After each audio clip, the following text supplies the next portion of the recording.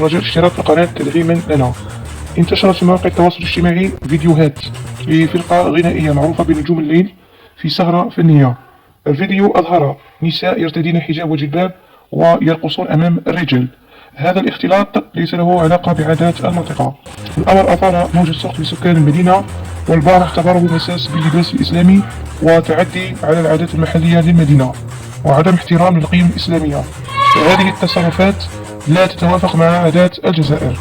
ووصفها البعض بالعودة للأيام الجاهلية، وطالبوا بتدخل أئمة المنطقة لمنع هكذا تصرفات. شاهدوا النقطة من الفيديو الأصلي.